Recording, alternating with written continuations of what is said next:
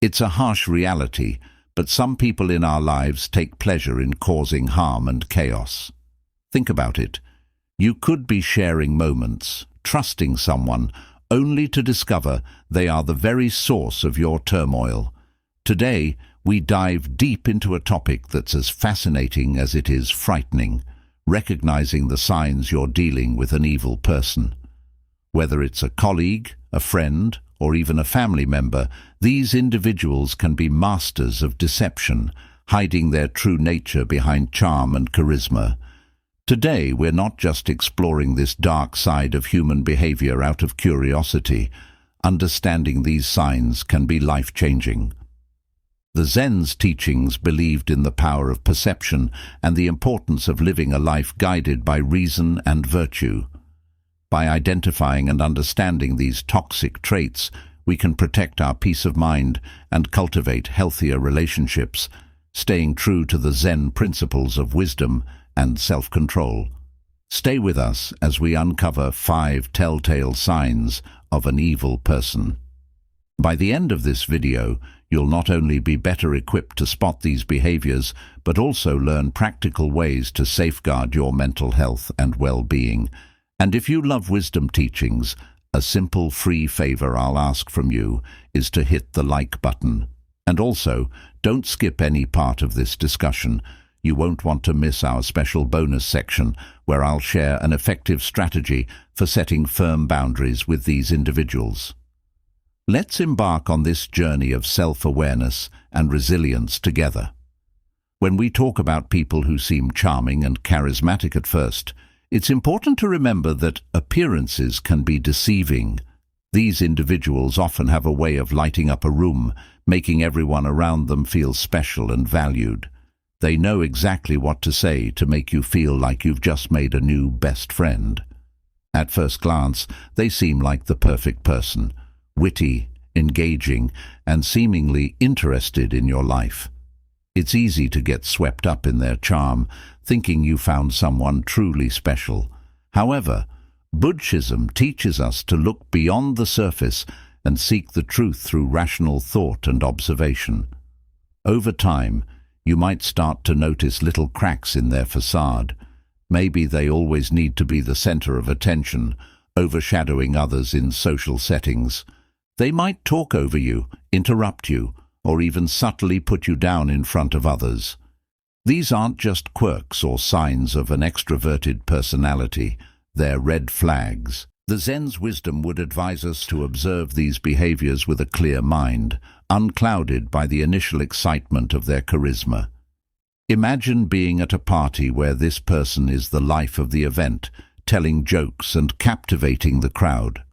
At first, it feels great to be in their orbit, but as the evening progresses, you realize they're dominating every conversation, making everything about themselves. When you try to share something about your life, they quickly redirect the topic back to them. This is where the principle of apatheia, a state of being undisturbed by external things, comes in handy. By staying emotionally balanced, you can see through their charming act and recognize the self-centered nature underneath. It's also crucial to pay attention to how they react when things don't go their way. A person who is genuinely kind and caring will handle disappointments and disagreements with grace and understanding. But someone who is merely playing a role to gain your trust might quickly become angry or defensive. They might lash out or try to manipulate the situation to regain control. According to Zen's wisdom, such reactions are clear indicators of a lack of virtuous character. Be wary of those who display signs of anger and manipulation, as these are not the traits of a rational and virtuous person. The key here is to take your time and trust your instincts. The Zen wisdom believed in the power of observation and the importance of not rushing to judgment based on first impressions. We should carefully evaluate the character of those we allow into our inner circle. So if someone seems too good to be true, give yourself the space to observe their actions over time. Notice how they treat others, especially when they think no one is watching. True character is revealed in how a person behaves when they aren't trying to impress anyone. Remember, not everyone who seems charming and charismatic has good intentions. Some people use their charm as a tool for manipulation. By staying grounded and mindful, you can protect yourself from being taken in by a superficial facade. Stay true to the Zen principles of wisdom and discernment, and you'll be better equipped to navigate these complex social interactions. Another crucial sign to watch out for is a lack of empathy. Empathy is the ability to understand and share the feelings of others. It's what allows us to connect deeply with those around us, to offer support when it's needed, and to create meaningful relationships. However, there are individuals out there who seem to completely lack this essential human trait. They don't care about how their actions or words affect others, and this can have a devastating impact on those around them. The Zen's wisdom believed in the importance of compassion and understanding as fundamental virtues. The Zen spoke about the interconnectedness of humanity and the need to consider the well-being of others as part of our own well-being. So, when we encounter someone who shows a blatant disregard for the feelings of others, it's a serious red flag. Imagine you're sharing something deeply personal with a friend, hoping for some comfort or understanding. Instead of showing any genuine concern, they brush off your feelings or even mock your vulnerability. This lack of empathy can make you feel isolated and misunderstood. It's not just about them not being there for you in tough times. It's also about them failing to share in your joy or celebrate your successes. A person who lacks empathy won't cheer for your achievements. They might even undermine them or take credit themselves. This behavior is not just limited to personal relationships. Consider a boss who pushes their employees to the brink, showing no concern for their well-being. They might demand long hours without fair compensation, ignore requests for time off, or publicly criticize employees in a way that's meant to humiliate rather than constructively guide. This creates a toxic work environment where people feel undervalued and stressed. The Zens would advise us to maintain our inner peace and integrity in such situations, recognizing that the lack of empathy in others is a reflection of their character, not ours. Furthermore, a lack of empathy can lead to more sinister behaviors. People who cannot empathize with others may engage in actions that are outright cruel or without any sense of guilt or remorse. They might lie, cheat, or even inflict physical harm without a second thought about the pain they're causing. The Zen's philosopher emphasized the importance of kindness and justice, teaching that our actions should always reflect our inner virtue. When someone lacks empathy, they're fundamentally disconnected from these values. A lack of empathy is also evident in smaller, everyday interactions. For example, you might notice that someone constantly interrupts conversations to talk about themselves, shows little interest in what others have to say, or fails to offer help when it's clearly needed. These might seem like minor annoyances at first, but they add up to a pattern of behavior that reveals a deeper issue. The Zen's teachings remind us to be observant and discerning, understanding that these small signs are indicative of a person's true character. If you find yourself dealing with someone who consistently lacks empathy, it's important to set boundaries to protect your own mental and emotional health. You have the right to distance yourself from those who drain your energy and bring you down. Another major sign of an evil person is manipulation. Manipulation is when someone uses deceit or cunning tactics to control or influence others to get what they want. It's a subtle, often insidious behavior that can be incredibly damaging to those on the receiving end. Manipulators are skilled at twisting situations, making you question your reality and bending your will to suit their needs. This can leave you feeling confused, powerless, and unsure of your own judgments. Let's think about manipulation from a Zen's perspective. The Zens valued clarity of thought and the ability to see things as they truly are. They taught that our perceptions should be grounded in reality and that we should remain steadfast in our principles no matter the external pressures. When someone manipulates you, they are attempting to cloud your perception and distort reality, making it difficult for you to stay true to these Zen's practice. A common form of manipulation is gaslighting, where the manipulator tries to make you doubt your own memory, perception, or sanity. They might deny that certain events happened, or they might twist your words and actions to make you feel at fault. For example, let's say you confront a friend about something hurtful they said. Instead of acknowledging it, they might turn the tables, accusing you of being overly sensitive or misremembering the situation. This can erode your confidence and make you reliant on the manipulator's version of reality. Manipulators are also adept at playing the victim. They might guilt-trip you into doing things you don't want to do by making you feel responsible for their happiness or well-being. You might have a friend who constantly complains about their problems, expecting you to drop everything to help them, yet they are never there for you in return. They might say things like, "If you were really my friend, you'd do this for me," making you feel obligated to comply. The Zens emphasize the importance of understanding what is within our control and what is not. We cannot control others' actions or emotions, only our response to them. Consider how a manipulator might use flattery or charm to get their way. At first, this can feel great. They might shower you with compliments and make you feel special. But over time, you might notice that their praise comes with strings attached.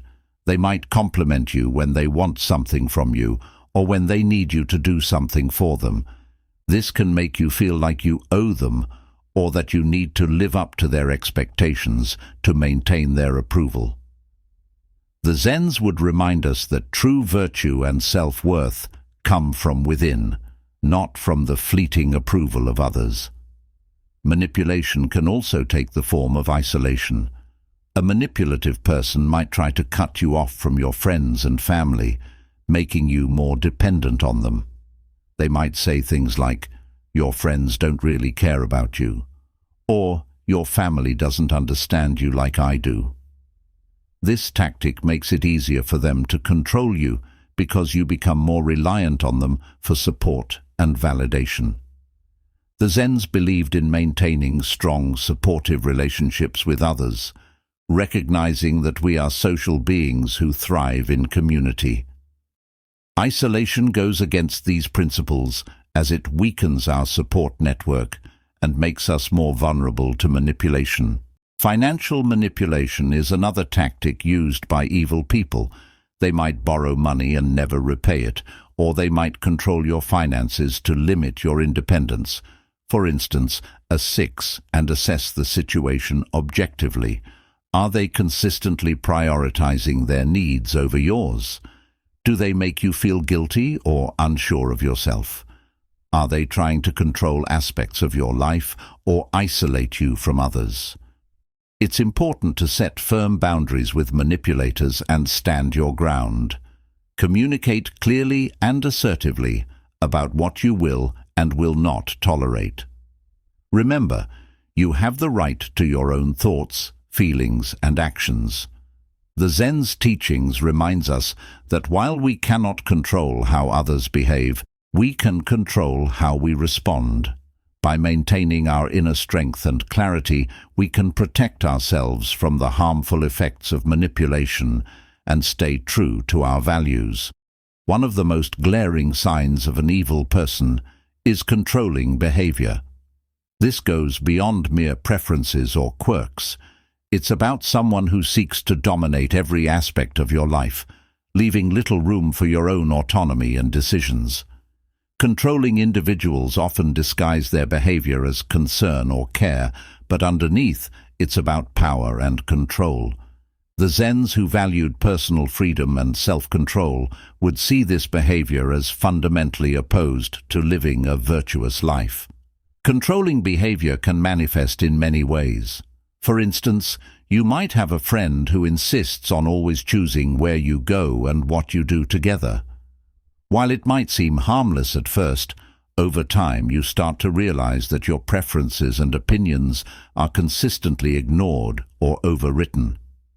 They might say things like, "I know what's best for us," or "You'll have more fun if you just listen to me." This isn't about mutual decision-making. It's about one person exerting their will over another. In relationships, controlling behavior can become even more dangerous. A partner might monitor your whereabouts, demand constant updates on your activities, and even dictate who you can and cannot see. They might go through your phone, check your messages, or insist on knowing all your passwords. This kind of surveillance and micromanagement can make you feel trapped and anxious, constantly walking on eggshells to avoid conflict. The Zens emphasize the importance of maintaining your own inner freedom and autonomy regardless of external pressures. Control can also come in the form of financial manipulation. A controlling partner or family member might take charge of all financial decisions, doling out money as they see fit and keeping you financially dependent on them. They might say, "I handle the money because you're not good with finances," or "It's easier if I just take care of everything." This can strip you of your financial independence and make it difficult to leave the relationship or assert your own choices. The Zens believed in self-sufficiency and managing your own resources wisely, viewing financial control as a form of enslavement that must be resisted. Another way controlling behavior shows up is through isolation. A controlling person might try to cut you off from friends and family, claiming that they're the only one who truly understands or cares about you. They might criticize your loved ones, saying things like, "Your friends don't really care about you," or "Your family is toxic." Over time, you might find yourself increasingly isolated, relying solely on the controlling person for support and companionship. Controlling individuals also often use threats and intimidation to maintain their power. They might threaten to leave you, harm themselves, or even hurt you if you don't comply with their demands. Remember, the Zen's wisdom teaches us that we cannot control others, but we can control our own reactions and decisions. By staying grounded in our principles and valuing our own autonomy, we can protect ourselves from the harmful effects of controlling behavior and live more authentic, fulfilling lives. Another unmistakable sign of an evil person is pathological lying. This goes beyond the occasional white lie that most people tell. Pathological liars deceive constantly, often without any apparent reason. They fabricate stories, manipulate facts, and distort reality to suit their own needs or to gain an advantage over others. This behavior can be incredibly damaging to relationships, eroding trust, and creating a web of deceit that's difficult to untangle. The Zens valued truth and integrity above all else. They believed that a virtuous life was grounded in honesty and that deceit was a fundamental betrayal of one's character. Gautama Buddha emphasized living in accordance with nature, which means aligning our actions with truth and reason. When someone lies pathologically, they are living in direct opposition to these principles, creating a false reality that benefits only themselves. Pathological lying can take many forms. It might start with small, seemingly harmless lies, like embellishing a story to make themselves look better or more interesting. Over time, these lies can escalate, covering up mistakes or wrongdoings and manipulating others to achieve their goals. A pathological liar might claim to have accomplished things they haven't, falsely take credit for others' work, or make up stories about their past to gain sympathy or admiration. This constant dishonesty creates a distorted view of reality, where you can never be sure what's true and what's fabricated. Consider how a pathological liar might operate in a workplace. They might lie about their qualifications, exaggerate their contributions to projects, or spread false rumors about colleagues to sabotage them. This can create a toxic environment where trust is undermined and people are constantly on edge, unsure of who to believe. The Zen's wisdom would advise us to remain steadfast in our own integrity, not allowing ourselves to be swayed by the deceitful actions of others. Gautama Buddha taught that we should focus on what we can control, our own thoughts and actions, and not be disturbed by the dishonesty of those around us. In personal relationships, pathological lying can be even more destructive. Imagine being in a relationship with someone who constantly lies about their whereabouts, their past, or their feelings. This behavior can make you feel insecure, anxious, and constantly questioning your own perceptions. You might find yourself doubting your memory or second-guessing your instincts, which is exactly what the liar wants. They thrive on creating confusion and instability, keeping you off balance so they can maintain control. The Zen's teachings would remind us to trust our own judgment and not be swayed by the manipulations of others. Know that true peace comes from within, and that we should not allow the deceit of others to disturb our inner tranquility. One of the most insidious aspects of pathological lying is that it's often difficult to detect at first. Pathological liars can be incredibly convincing, telling their lies with such confidence and detail that it's hard not to believe them. They might mix truth with lies, making it even more challenging to discern what's real. This is where the Zen's principle of vigilance comes into play. We must remain observant and critical, not taking things at face value, but instead seeking the truth through careful consideration and evidence. When you catch someone in a lie, pay attention to how they react. Do they become defensive or aggressive? Do they try to turn the tables and blame you? Or do they offer a plausible explanation that seems to make sense, even if it's just another layer of deceit? A genuine person will admit to their mistakes and strive to correct them, while a pathological liar will double down on their falsehoods, weaving an even more intricate web of lies. The Zen teachings would counsel us to remain calm and rational in the face of such behavior, recognizing it for what it is and not allowing it to provoke us. It's also important to consider the long-term impact of pathological lying.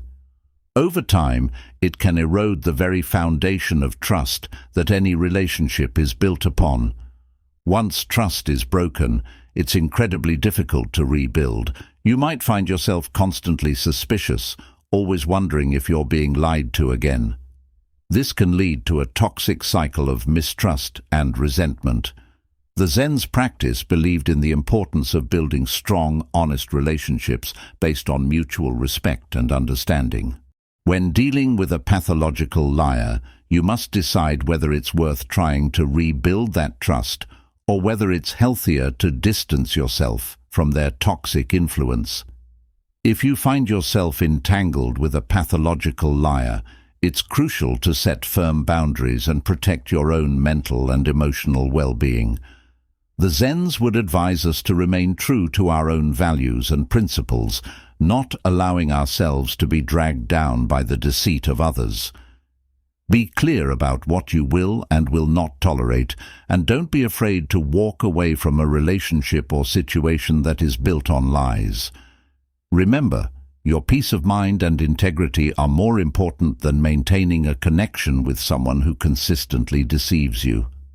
How can you protect yourself from these harmful behaviors while maintaining your peace and integrity? Setting boundaries is one of the most crucial skills you can develop when dealing with difficult or toxic people. Boundaries are about defining what you will and will not accept in your relationships, and they are essential for protecting your mental, emotional, and even physical well-being. The Zens, who emphasize the importance of personal integrity and inner peace, would see boundary setting as a fundamental practice for maintaining a virtuous and tranquil life. First and foremost, it's important to recognize that setting boundaries is not about being harsh or unkind. It's about respecting yourself and ensuring that others respect you as well. The Zen's wisdom believed in the importance of self-respect and living in harmony with our true nature. By setting clear boundaries, you're not only protecting yourself, but also fostering healthier interactions with others. When it comes to setting boundaries, clarity is key. You need to be specific about what behaviors you will not tolerate and communicate this clearly and assertively. For example, if you have a friend who frequently belittles you or puts you down, you might say, "I appreciate our friendship, but I won't tolerate being spoken to in a disrespectful manner. If this continues, I will have to distance myself." This approach is direct and leaves no room for misinterpretation. According to Zen's principles, this kind of clear communication helps maintain order and respect in relationships. Another important aspect of setting boundaries is consistency. It's not enough to state your boundaries once and expect others to adhere to them without reminders. You must consistently enforce your boundaries, even when it's uncomfortable or difficult. Epictetus emphasizes the importance of discipline and perseverance. By consistently upholding your boundaries, you demonstrate self-respect and teach others how to treat you. If someone repeatedly crosses your boundaries, it's a clear sign that they do not respect you or your limits, and it may be necessary to reassess the relationship. It's also important to remember that setting boundaries is not a one-time event, but an ongoing process. As relationships evolve, your boundaries may need to be adjusted. For instance, in a work environment, you might need to set boundaries around your availability and workload to prevent burnout. You could say to a colleague or supervisor, "I am happy to help with this project, but I cannot take on additional tasks beyond my current responsibilities." The Zen's teachings would advise us to balance our duties and not overextend ourselves to the detriment of our well-being. One of the most challenging aspects of setting boundaries is dealing with the pushback or resistance you might encounter. People who are used to getting their way, especially those with controlling or manipulative tendencies, may not take kindly to your newfound assertiveness. They might react with anger, guilt-tripping, or even attempts to undermine your confidence. The Stoics teach us to remain calm and steadfast in the face of such challenges. Marcus wrote about the importance of maintaining our composure and not being swayed by the negative emotions of others. When you encounter resistance, stay firm and remind yourself that your boundaries are necessary for your well-being. In some cases, setting boundaries might mean making difficult decisions, such as distancing yourself from certain individuals or even ending relationships that are toxic or harmful. This can be a painful process, but it's essential for preserving your mental and emotional health. Seneca often spoke about the importance of choosing our associations wisely, recognizing that the company we keep can significantly impact our character and happiness. By distancing yourself from those who consistently violate your boundaries, you are making a powerful statement about your self-worth and commitment to living a virtuous life. It's also helpful to seek support from others when setting boundaries. This could mean talking to trusted friends, family members, or a therapist about your experiences and getting their input and encouragement. Sharing your struggles and successes with boundary setting can provide you with valuable perspective and strengthen your resolve. The Stoics valued community and the support of like-minded individuals. Zen's teachings often reflected on the interconnectedness of humanity and the importance of mutual support. By leaning on your support network, you can find the strength to uphold your boundaries and maintain your well-being. In addition, practicing self-care is crucial when setting and maintaining boundaries. This includes taking time for yourself, engaging in activities that bring you joy and relaxation, and nurturing your physical and mental health. The Zens believed in the importance of self-care as a foundation for a virtuous life. Gautama Buddha, for example, emphasized the need to care for our own well-being so that we can be of service to others and fulfill our responsibilities effectively. By prioritizing self-care, You reinforce the message that your well-being is important and deserving of protection. Remember that setting boundaries is a form of self-respect and self-love. It's about recognizing your own value and refusing to allow others to diminish it. The Zen's wisdom teaches us that our worth is not determined by external factors, but by our own actions and integrity. By setting and maintaining boundaries, you are living in accordance with these principles and fostering a life of peace, virtue, and resilience. Remember, your peace and integrity are worth protecting, no matter who tries to undermine them. Setting boundaries is not just a defense mechanism, it's a declaration of your self-worth and commitment to living a virtuous life. Thank you for joining me today and being a part of Be Wiser Today. If you found this helpful, make sure you hit the like button and write this comment saying, "Good will always shine over evil." Stay strong, stay wise, and keep living your truth. May the universe bless you